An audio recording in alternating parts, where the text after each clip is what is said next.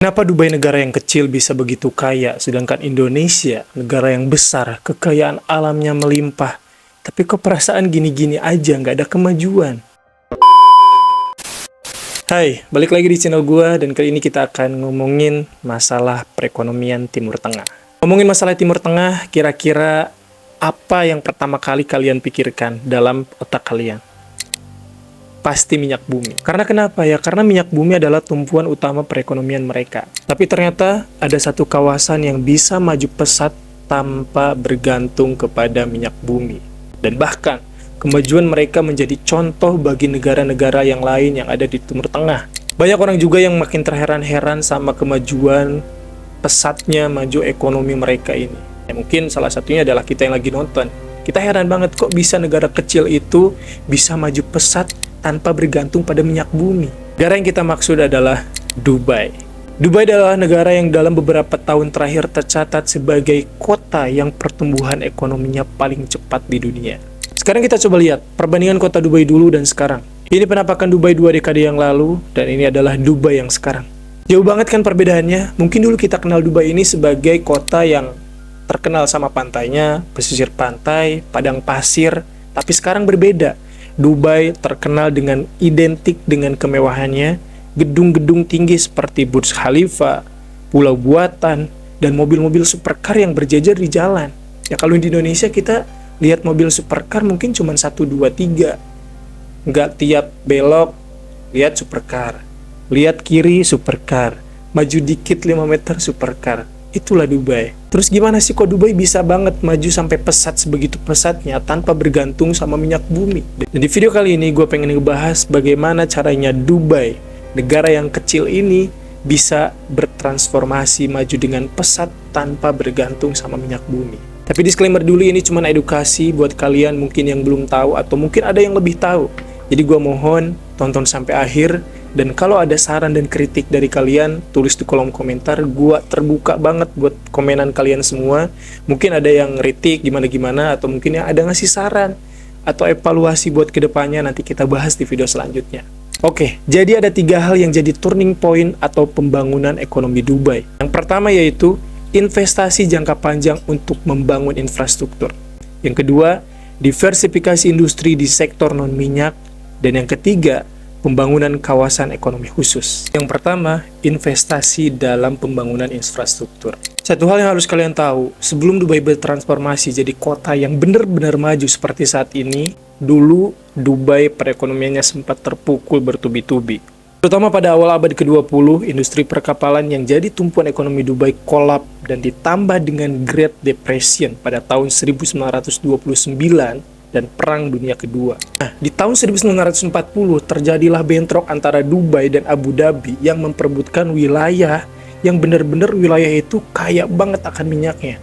Dan pada saat itu Dubai benar-benar cuma pelabuhan kota kecil yang mengalami kesulitan finansial. Pada saat itu juga Dubai nggak bisa benar-benar tergantung sama perekonomian maritim. Ya karena terancam karena sedimentasi lumpur di sungai yang mencegah kapal-kapal besar masuk. Jadi susah buat Dubai untuk maju mengangkat perekonomian kota mereka. Dan pada saat itulah Dubai mulai fokus pada infrastruktur pembangunan jangka panjang. Dan proyek pertama kali yang dilakukan di Dubai yang secara besar-besaran adalah pengerukan sungai Dubai Creek dan pembangunan pelabuhan. Dan pastinya untuk melakukan proyek yang besar-besaran ini, Dubai pasti butuh dana yang besar kan. Makanya Sheikh Rashid waktu itu benar-benar mencari investor untuk berinvestasi di Dubai, sampai narik pajak, sampai minjem atau ngutang ke negara tetangga, ya. Jadi bukan cuma Indonesia aja yang banyak utangnya. Bukan cuma Presiden Jokowi aja yang berani ngambil utang yang banyak. Tapi Dubai dulu juga pernah ya meminjam ke negara tetangganya, berhutang ke negara tetangganya sama Sheikh Rashid. Benar-benar dia nyari investor buat berinvestasi di proyek yang sedang Dubai lakukan. Tapi untungnya proyeknya berhasil, investasinya berhasil, ya. Pelabuhan Dubai pun ramai, perekonomian Dubai meningkat, dan populasi di Dubai pun benar-benar ikut melonjak. Selain pelabuhan, Dubai juga membangun infrastruktur perkotaan dan bandara pertama mereka, Dubai Airport pada tahun 1960-an. Ya, jadi jangan heran ya kalau Presiden Jokowi gencar-gencaran meminjam atau berhutang ke negara tetangga, ya mungkin contohnya Cina, Jepang. Ya mungkin ini adalah salah satu langkah yang dilakukan Presiden Jokowi untuk membangun infrastruktur negara, Buktinya kemarin kan kereta cepat udah jadi, jalan tol, IKN, segala macam. Itu mungkin salah satu langkah untuk meningkatkan perekonomian di negara Indonesia. Ya walaupun memang nggak secepat Dubai mungkin. Poin yang kedua yang dilakukan oleh Dubai yaitu diversifikasi ekonomi di sektor non-minyak. Pada tahun 1996, Dubai ini mulai menambang minyak, tapi berbeda sama negara-negara timur yang lain yang menjadikan minyak sebagai tumpuan perekonomian utama mereka. Tapi Dubai menjadikan minyak ini sebagai batu loncatan. Uniknya apa? Uniknya, Dubai ini ketika dia menambang minyak bukan dijadikan sebagai tumpuan utama, tapi malah diinvestasikan lagi hasilnya untuk pembangunan infrastruktur di negara mereka. Dubai berupaya agar ekonominya mandiri dan tidak tergantung pada harga minyak dunia. Ya sementara negara lain seperti Venezuela bergantung pada minyak. Dubai berinvestasi di sektor lain dan mengeluarkan mata uang sendiri yaitu dirham. Jadi Dubai ini benar-benar punya pemikiran yang panjang ya. Dikala negara-negara Timur Tengah yang lain fokus utama atau tumpuan utama perekonomian mereka adalah minyak, Dubai ini menjadikan minyak sebagai batu loncatan buat infrastruktur negaranya, perkotaannya, bahkan buat pariwisatanya.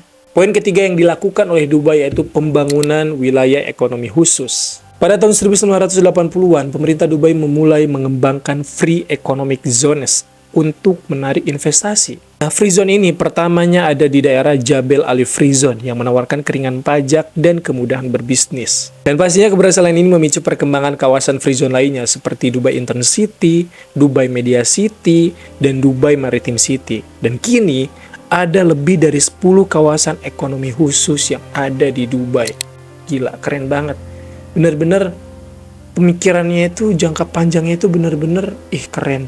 Dan dia tuh, Dubai itu bisa menggunakan sesuatu yang benar-benar terbatas menurut mereka, tapi mereka bisa mengembangkan hal itu. Dan dia tahu peluang-peluang apa yang akan terjadi di masa yang akan datang.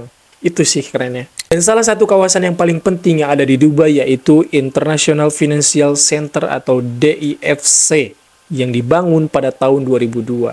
Dan kalian tahu, sekarang ada lebih dari 2.000 perusahaan yang terdaftar di DIFC yang ada di Dubai. Dan golnya lagi, kawasan kecil DIFC ini sudah menyerap lebih dari 17.400 tenaga kerja. Dan Dubai benar-benar pinter berinvestasi besar-besaran terhadap pariwisata mereka. Makanya banyak banget turis yang datang ke Dubai sengaja gitu untuk menggunakan bandara internasional terbesar dan proyek ambisius seperti Palm Jumeirah dan Burj Khalifa. Nah, dari serangkaian cara yang udah Dubai lakukan dari poin 1 sampai 3 yang udah kita jelasin tadi, sekarang Dubai menjadi salah satu kota terkaya di dunia.